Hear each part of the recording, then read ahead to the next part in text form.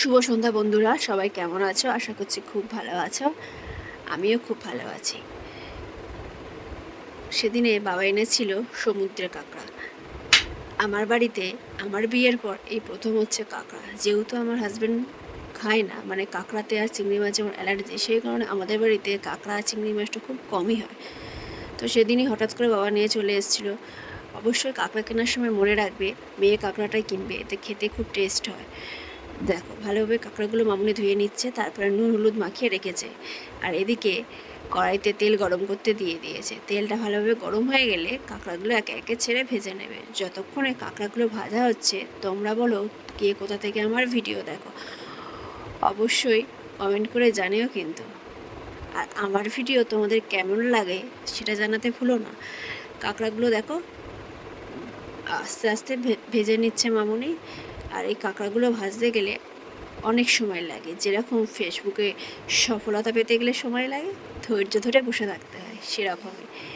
যার কাঁকড়াগুলো ভাজা হয়ে গেলে ওই তেলেই ডুমো করে কেটে রাখা আলু নুন হলুদ দিয়ে ভালোভাবে ভেজে নেবে।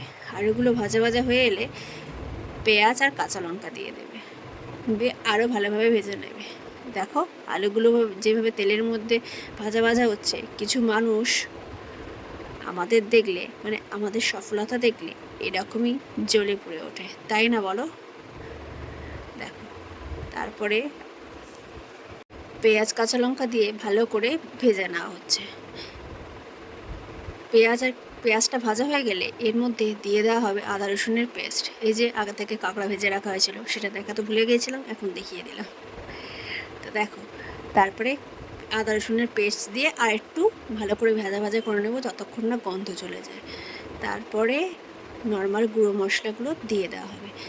ধনে গুঁড়ো, জিরে গুঁড়ো, লঙ্কা গুঁড়ো, হলুদ গুঁড়ো আর কাশ্মীরি রেড চিলি পাউডার, ব্যাস।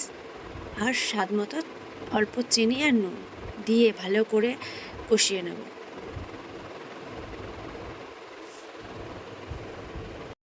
যতক্ষণে কষা হচ্ছে তোমরা বলে ফেলো তো, তোমাদের উইকলি চ্যালেঞ্জ কি কমপ্লিট হয়ে গেছে? আমার তো কমপ্লিট। দেখো ভালো করে কষা হয়ে গেলে তেল ছাড়া শুরু হলে এর মধ্যে দিয়ে দেব কুচি করে রাখা টমেটো, ব্যাস। আর একটু ভালো করে নেড়ে চেড়ে টমেটোটা যখন গলে আসবে তখন অল্প করে জল দিয়ে ভালো করে নেড়ে চেড়ে দিয়ে দেবো ভেজে রাখা কাঁকড়াগুলো, দিয়ে আরও 2 থেকে 3 মিনিট ভালো করে নেড়ে চেড়ে নেব, ব্যাস। তারপরে জল ঢেলে 10 থেকে 15 মিনিট একটু ফুটতে দেবো, এই আলুটা একটু সেদ্ধ হওয়া পর্যন্ত, ব্যাস। তারপরেই গরম মশলা দিয়ে নামিয়ে নেব।